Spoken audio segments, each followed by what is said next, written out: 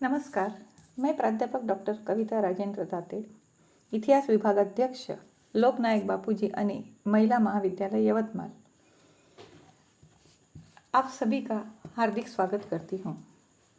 BA प्रथम वर्ष प्राचीन शिक्षा प्रणाली, इस संदर्भ में हम आपसे कुछ बिंदुओं पर चर्चा करना चाहते हैं।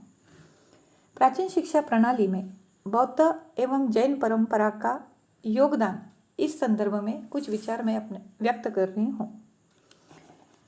ज्ञान प्राप्ति करने की प्रक्रिया में मुख्य रूप से 3 तत्व अनिवार्य है: गुरु, शिष्य और शिक्षा पद्धति। शिक्षा देने वाला गुरु होता है, शिक्षा ग्रहण करने वाला शिष्य, और उन दोनों को जोड़ने वाली कड़ी होती है शिक्षा पद्धति।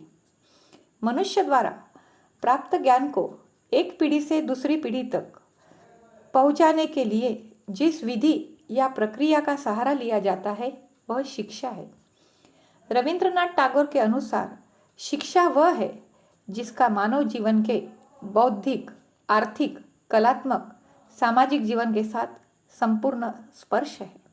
मैकेंजी के अनुसार शिक्षा एक ऐसी प्रक्रिया है जो जीवन भर चलती है और जीवन के प्रत्येक अनुभव से इसके भंडार में वृद्धि होती है। एनसाइक्लोपीडिया ब्रिटानिका में शिक्षा को परिभाषित करते हुए कहा गया है, शिक्षा मानव समाज के ऐसे प्रयत्न को कहते हैं जो अपने समुदायगत आदर्शों के अनुसार ही अपनी आगामी पीढ़ी के विकास को एक आधार प्रदान करती है। किसी भी समाज की गतिशीलता को बनाए रखने में शिक्षा का अमूल्य योगदान होता है। भारतीय संस्कृति में 2 प्रकार की संस्कृतियां प्रवाहित हो रही है: वैदिक और श्रमण संस्कृति। श्रमण संस्कृति में शिक्षा का मूल उद्देश्य आत्मा की विशुद्ध अवस्था को प्राप्त करना तथा मानव में सुप्त अंतर्निहित आत्मशक्तियों का विकास करना है। इस प्रकार की शिक्षा पद्धति में जो उद्देश्य थे वो उद्देश्य धर्म प्रधान थे। वैदिक शिक्षा के समान जैन व बौद्ध शिक्षा भी धर्म प्रधान थी। निवृत्ति मूलक बौद्ध एवं जैन परंपरा में शिक्षा का मुख्य उद्देश्य निर्वाण प्राप्त करना था। अतः अधिकांश जैन बौद्ध साधक अपने धर्मशास्त्रों का अध्ययन अनुशीलन करते थे, परंतु सर्वांगीण उन्नति की दृष्टि से भौतिक विषयों की शिक्षा का भी अभाव नहीं था। बौद्ध जैन परंपरा में शिक्षा को 2 भागों में विभक्त किया गया: आध्यात्मिक और लौकिक शिक्षा। इस समय शिक्षा के उद्देश्य निम्नलिखित थे: धार्मिकता एवं पवित्रता का जीवन में निर्वाह करना, शिक्षार्थी को सामाजिक दृष्टि से उपयोगी बनाना, व्यक्ति के व्यक्तित्व का सर्वांगीण विकास करना, चरित्र निर्माण पर बल देकर आत्मकल्याण का मार्ग प्रशस्त करना। व्यक्ति की शारीरिक नैतिक प्रगति में शिक्षा की एक अहम भूमिका होती थी। साथ ही लोक व्यवहार के ज्ञान को प्राप्त करने में शिक्षा समुचित मार्गदर्शक बनती थी। आधुनिक शिक्षा पद्धति के समान अर्थार्जन अथवा जीवन निर्वाह के लक्ष्य के रूप में प्राचीन शिक्षा पद्धति का प्रचलन नहीं दिखाई देता है। शिक्षा व्यक्ति के सामाजिक सम्मान को बढ़ाने में सहायक होती थी, पर शिक्षा के आधार पर समाज आर्थिक, जातिगत अथवा धर्म के रूप में बटा हुआ नहीं दिखता था, जैसा कि आधुनिक समय में दिखाई देता है। शिक्षा के क्षेत्र में स्पर्धा अथवा व्यक्तिगत उपलब्धियों को आज के समान अत्यधिक महत्व नहीं दिया जाता था। बौद्ध और जैन परंपरा में कुछ व्यवहारिक विषयों की शिक्षा दिए जाने के संकेत मिलते हैं। सामान्य विषय जिसमें लेखन, गणित, अर्थशास्त्र होते थे, कला, शिल्पकलाएं, काटना, बुनना, छपाई, रंगाई, वास्तुकला, मूर्तिकला। व्यावसायिक विषय कृषि, पशुपालन, चिकित्सा, वाणिज्य। सैनिकी शिक्षा, सारथी विद्या, धनुर्विद्या, मल्ल विद्या, इस तरह की शिक्षा है।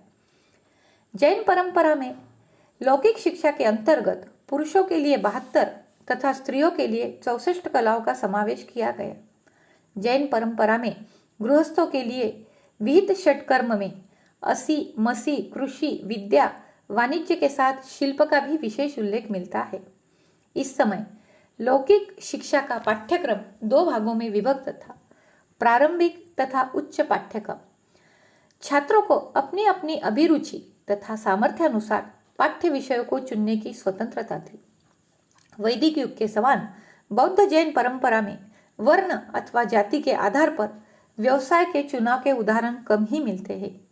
मिलिंदपन्न ग्रंथ से ज्ञात होता है कि इस समय वैदिक शिक्षा के विषय को भी पढ़ाया जाता था। बौद्धकालीन शिक्षा केंद्रों में शिक्षा के अनेक विषय के साथ 4 वेद, 6 वेदांग, उपनिषद, षड्दर्शन आदि भी पढ़ाए जाते थे। अतः इसके लिए शिक्षार्थी को संस्कृत का ज्ञान आवश्यक था। यशस तिलक नामक ग्रंथ में अमृतमती महारानी की द्वारपालिका को समस्त देशों की भाषा तथा वेश की जानकार कहा गया है।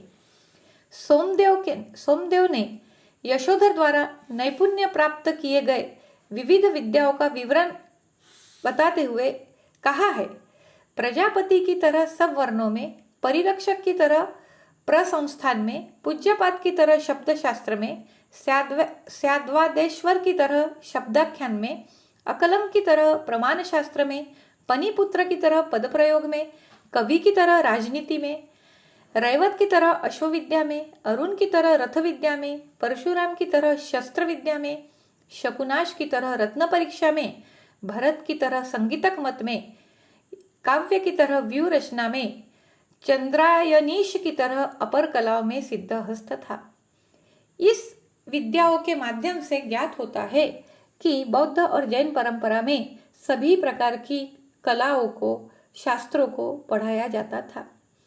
विभिन्न प्रकार की विद्या, शिल्प, लिपि, ललित कलाओं के माध्यम से शिक्षा को समुचित महत्व दिया गया, जिसके कारण व्यक्तित्व विकास में सहायता प्राप्त हुई। जैन परंपरा में कई तरह के आगम ग्रंथ है, जिसमें 72 कलाओं का वर्णन मिलता है। उसी प्रकार जम्बू द्वीप प्रज्ञप्ति टीका ग्रंथ में महिलाओं के 64 कलाओं की सूची उपलब्ध होती है। मिलिंदपन्न ग्रंथ में 12 शिल्पों का वर्णन है, जिसे पाठ्य विषयों में सम्मिलित किया गया। इस समय सभी कलाओं की सैद्धांतिक एवं व्यावहारिक शिक्षा दी जाती थी। बौद्धकालीन लौकिक शिक्षा के अंतर्गत शांति भिक्षु शास्त्री ने 96 कलाओं का उल्लेख किया है। चीनी यात्री फाइयान, ह्यूएनसेंग, इत्सिंग के वृत्तांतों से शिक्षा क्षेत्र में उपलब्ध विभिन्न कलाओं की जानकारी मिलती है। मिलिंदपन्न ग्रंथ में राजा मिलिंद ने 19 प्रकार की शिक्षा प्राप्त की थी, जो निम्न प्रकार से थी: श्रुति, स्मृति, सांख्य, योग, न्याय, वैशेषिक, गणित, संगीत, आयुर्वेद पुराण, इतिहास, ज्योतिष, माया, तर्कशास्त्र, सम्मोहन, युद्ध करना, कविता, मुद्रा विज्ञान। बौद्ध विहारों में विभिन्न विषयों के विशेषज्ञ आचार्य हुआ करते थे। तक्षशिला, नालंदा, वल्लभी जैसे अंतरराष्ट्रीय ख्याति प्राप्त विश्वविद्यालयों में वेद वेदांगों के अध्ययन की समुचित व्यवस्था थी। जातक ग्रंथों में 18 प्रकार के शिल्पों का उल्लेख मिलता है। काष्ठ, धातु, अर्दुम, चर्म, बुनकर, कुम्हार, हाथीदांत कर्म शिल्पी, रंगरेज, सुतार, मछुआ, कसाई, शिकारी, रसोइया, नाई, मालिक, नाविक, बास शिल्पी, चित्रकार। प्राचीन वैदिक शिक्षा प्रणाली के संदर्भ में अल्तेकर द्वारा दी गई शिल्प सूची में कुछ परिवर्तन दिखाई देते हैं, जैसे वाद्य, वार्ता, पशुपालन, व्यापार, आयुर्वेद, गजाश्व, कानून शास्त्र, युद्ध कला, इंद्रपाल, क्रीड़ा, मानिरागाकर ज्ञान। ललित विस्तार नामक ग्रंथ में विविध कलाओं की सूची सांकेतिक रूप में दी गई है, जिनसे इन कलाओं की सर्वव्यापकता की जानकारी मिलती है। इसके अतिरिक्त जैन परंपरा में आगम सूत्रों के अंतर्गत अंग उपांग जैसे आगम ग्रंथों की तथा बौद्ध परंपरा में 3 पिटक की अर्थात सूत्र पिटक, विनय पिटक, अभिधम्म पिटक की शिक्षा दी जाती थी। इस समय पाठ्य विषयों में विविधता होने पर भी छात्र किसी एक विषय में ही प्रावीण्य अथवा योग्यता प्राप्त कर सकते थे। तकनीकी शिक्षा के क्षेत्र में व्यापारी संघों का महत्वपूर्ण योगदान था, जो अपने क्षेत्र में व्यवहारिक प्रशिक्षण की सुविधाएं प्राप्त करते थे। व्यावसायिक शिक्षा के विकास में व्यापारिक श्रेणियों की भूमिका महत्वपूर्ण होती थी। इन कलाओं से यह ज्ञात होता है कि बौद्ध एवं जैन परंपरा में व्यावहारिक विषयों में सामाजिक, सांस्कृतिक, आर्थिक तथा धार्मिक परिस्थितियों को समुचित महत्व दिया गया था। बौद्ध धर्म ग्रंथों के अनुशीलन से ज्ञात होता है कि सामान्यतः 18-20 वर्ष की आयु में व्यक्ति अपना अध्ययन समाप्त कर गृहस्थ बन जाते थे। कुछ जातकों के उल्लेखानुसार 16 वर्ष की उम्र में राजकुमारों को सभी विषयों की शिक्षा दी जाती थी, किंतु इसका अर्थ यह भी नहीं कि वे सभी शास्त्रों के ज्ञाता हो जाते थे। इसका आशय इतना ही है कि 16 वर्ष की आयु तक उनकी सामान्य शिक्षा पूर्ण हो जाती थी। शिक्षार्थी की पात्रता के संदर्भ में बनाए गए नियमों में जातिगत भेदभाव का उल्लेख नहीं मिलता, किंतु नैतिक नियमों से विदित होता है कि जैन अथवा बौद्ध संघ पारिवारिक अथवा सामाजिक व्यवस्था को विचलित किए बिना शिक्षा को समाज व्यवस्था में समायोजन बनाए रखने का प्रयास करने में सफल होते थे। जैन परंपरा में पाठ, प्रश्नोत्तर, शास्त्रार्थ, उपदेश, नय, उपक्रम, पंचांग, श्रवण, प्ररूपणा इन विधियों का अध्यापन पद्धति में प्रयोग किया जाता था। बौद्ध परंपरा में पाठ, शास्त्रार्थ, उपमा, प्रश्नोत्तर, उपदेश, प्रमाण, स्वाध्याय विधि का अध्यापन पद्धति में उल्लेख मिलता है। इत्सिंग के अनुसार बौद्धिक शक्ति बढ़ाने के लिए उस समय 2 परंपरागत पद्धतियां प्रचलित थी। एक, मौखिक प्रवचनों अथवा पाठों को कंठस्थ करना तथा लिखित लेखों को एकाग्रचित्त होकर पढ़ना। जब सूत्रों का अध्यापन होता था तो इस पर विशेष ध्यान दिया जाता था कि शिष्यगण उसे सम्यक रूप से समझ रहे हैं अथवा नहीं। सूत्र समझाते समय व्याख्या का अर्थ बताकर उदाहरणों से उसे समझाया जाता था, जिससे उसकी जटिलता को सरलता से समझाया जा सके। जैन और बौद्ध ग्रंथों में शास्त्रार्थ के अनेक उल्लेख प्राप्त होती है, पर उनमें आज के समान औपचारिक परीक्षाओं का उल्लेख नहीं मिलता है। शास्त्रार्थ के लिए 2 आचार्यों के अनुयायी एकत्रित होकर विभिन्न शास्त्रार्थ करते थे, जिसे आज के संदर्भ में परिसंवाद या वाद विवाद भी कह सकते हैं। राजाओं और धनिकों द्वारा भी विद्वान सम्मेलन आयोजित किए जाते थे। शास्त्रार्थ में विजेता पक्ष के विद्वानों को पुरस्कार देकर सम्मानित भी किया जाता था। शास्त्रार्थ के लिए 8 प्रकार के प्रमाण आवश्यक माने जाते थे: सिद्ध हेतु, उदाहरण, साधर्म्य, वैधर्म्य, प्रत्यक्ष, अनुमान और आगम। शास्त्रार्थ वाणी की स्पष्ट, गंभीर और प्रभावशाली होना अपेक्षित माना जाता था। शास्त्रार्थ में प्रतिद्वंद्वी को अपनी प्रबल तर्क एवं वाक शक्ति द्वारा पराजित करना विद्वत्ता का अभिन्न अंग माना जाता था। पर इस समय महिलाओं के बीच शास्त्रार्थ का कोई उदाहरण नहीं मिलता है। कभी कभी आचार्य शिष्यों के लिए समाज के विविध घटकों का प्रत्यक्ष ज्ञान कराने के लिए और उनके दृष्टिकोण को व्यापक बनाने के लिए उन्हें विविध स्थानों पर ले जाया करते थे। आधुनिक शिक्षा शास्त्रियों ने इसे प्रवास द्वारा शिक्षण कहा है, जिसमें शिष्य समाज से संबंधित घटकों का ज्ञान प्राप्त कर सकता था। वर्तमान शिक्षा प्रणाली में इसे फील्ड प्रोजेक्ट के नाम से भी जाना जा सकता है। जैन परंपरा में 10वें कालिक सूत्र में अध्ययन के 5 स्तर बताए गए थे। वाचना, शिष्यों को सूत्रों का अर्थ समझाया जाना। प्रच्छना, सूत्र समझाते समय प्रश्नोत्तर के रूप में विषय को समझना। अनुप्रेक्षा, पठितांश पर मनन चिंतन करना, उसके अर्थ को समझना। आमनाय, पठित सूत्रों का सही उच्चारण करना। धर्मोपदेश, प्रमुख धार्मिक सिद्धांतों तथा धर्म कथाओं का अध्ययन करना। ह्यूएन त्सांग के प्रवास वर्णन में बौद्ध परंपरा की 14 विधियों का उल्लेख मिलता है, जिसमें संक्षिप्त स्पष्टीकरण, विशिष्ट विषय पर एकाग्रता, विस्तृत व्याख्या, पूर्णता की अवस्था, पारिभाषिक शब्दों की व्याख्या, आनुषंगिक अंगों का पृथक्करण, विषय सामग्री का प्रामाणीकरण, आत्मबोध, विषय वस्तु का विश्लेषण, षड विधि, विशदीकरण, शब्दों की शक्ति एवं महत्ता का बोध, आवृत्ति प्रमाण पुस्तरण। इस प्रकार की विधियों का उल्लेख उपनिषदों में श्रवण, मनन और निधि ध्यासन के रूप में मिलता है। जैन परंपरा के अनुसार बालक 5 वर्ष का होने के पश्चात उसका विधिवत अक्षरारंभ कराया जाता था। आदि पुराण के अनुसार इसे लिपि संस्कार कहते थे तथा इसके बाद उपनयन संस्कार होता था, जिसके लिए 8 वर्ष की आयु का बालक योग्य माना जाता था। इसके पश्चात शिक्षा प्राप्त करने की अवस्था तक शिक्षार्थी को नियमों के पालन करने हेतु उस पर व्रतचर्या संस्कार किया जाता था। समस्त विद्याओं के अध्ययन के पश्चात व्रतावरण क्रिया द्वारा शिक्षार्थी को गृहस्थ धर्म के पालन के लिए संस्कारित किया जाता था। बौद्ध शिक्षा में विद्यार्थी पर 2 प्रकार के संस्कार किए जाते थे, प्रवज्ञा और उपसंपदा संस्कार।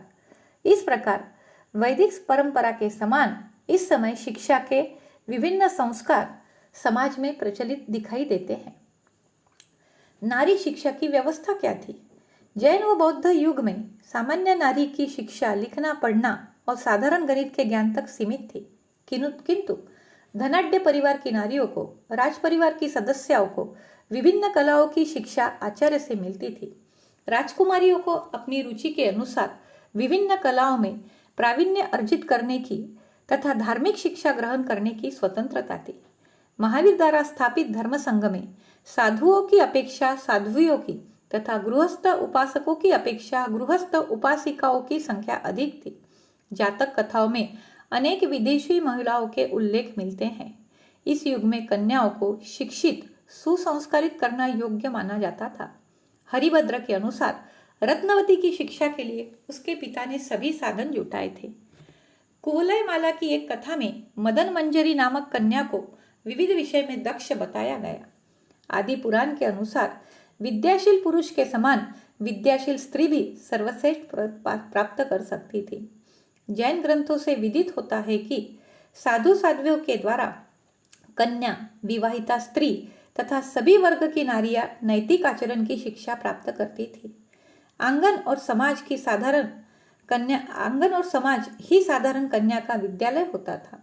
माता और परिवार संबंधी कन्या को एक प्रकार से शिक्षा देने का कार्य करते थे।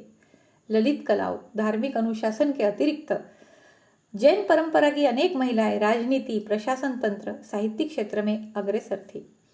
गौतम बुद्ध ने अनेक विदेशी महिलाओं को थेरी स्थावीर माना था।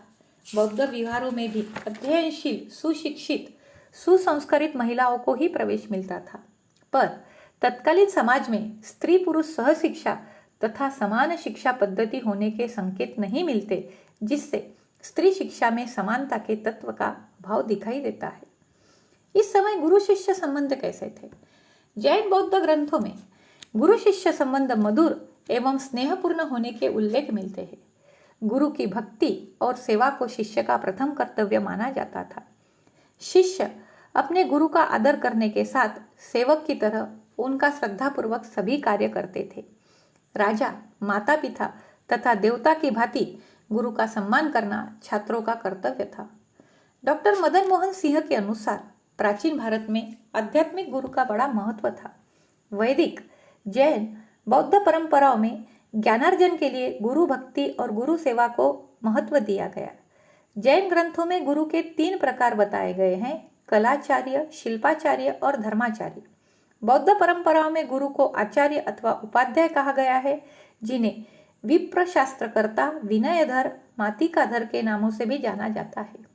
बौद्ध परंपरा में जीवक, असंग, वसुबंधु, धर्मकीर्ति, बुद्धघोष, नागार्जुन, आर्यदेव, चंद्रकीर्ति, शांतिदेव, अश्वघोष, शांति रक्षिता आदि प्रख्यात आचार्यों ने बौद्ध धर्म, दर्शन, शिक्षा पद्धति के विकास में उल्लेखनीय योगदान दिया।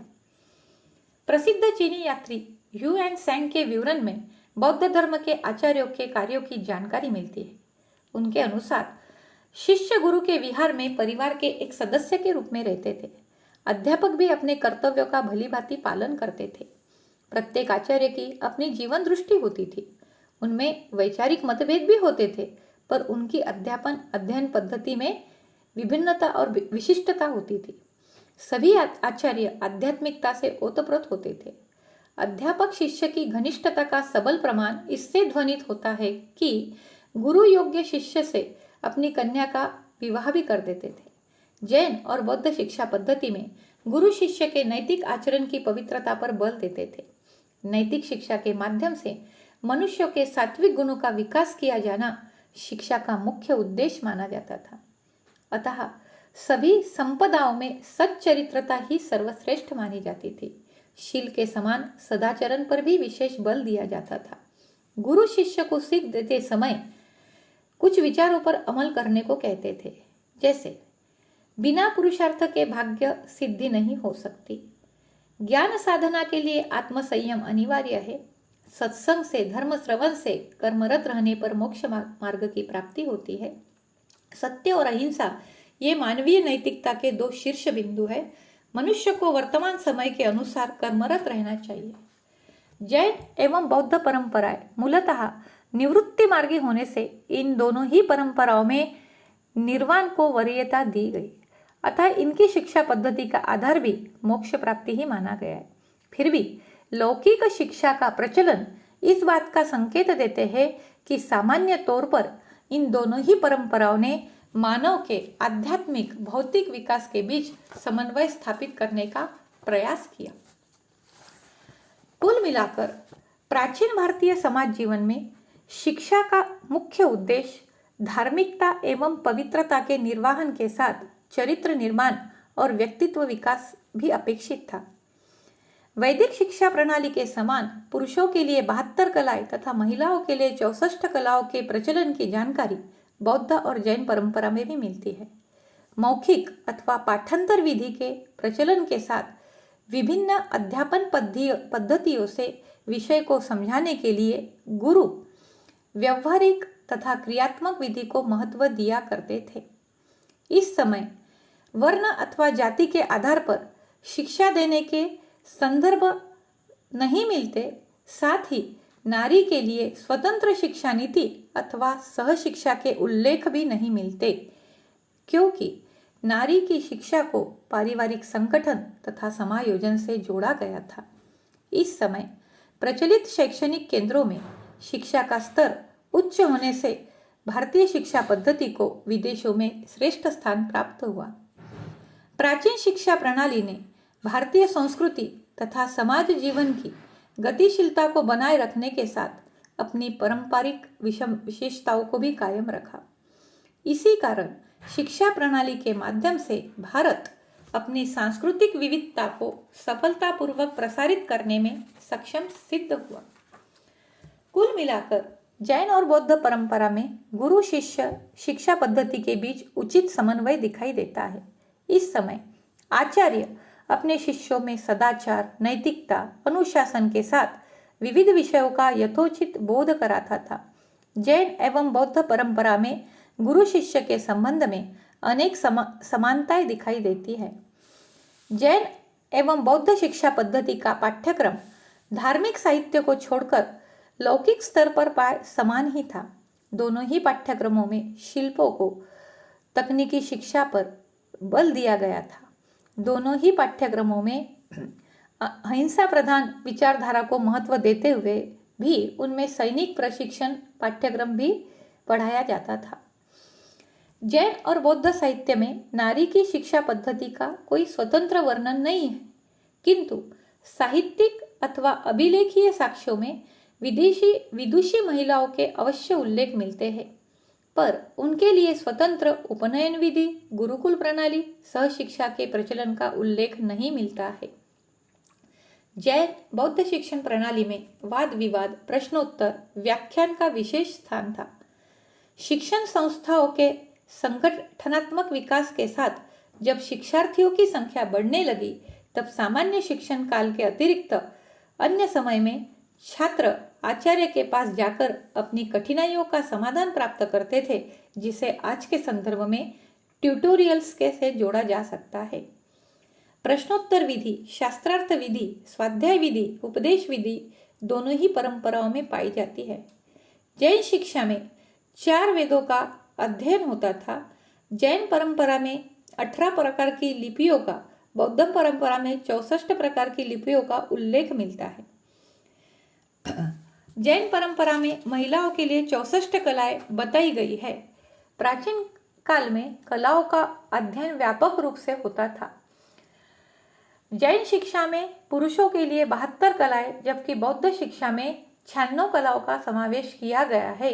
इन कलाओं में मानव के शारीरिक, मानसिक, बौद्धिक विकास की शक्ति निहित थी। जैन तथा बौद्ध धार्मिक संघ विद्या प्रचार प्रसार के अत्यंत प्रभावशाली शिक्षा केंद्र थे।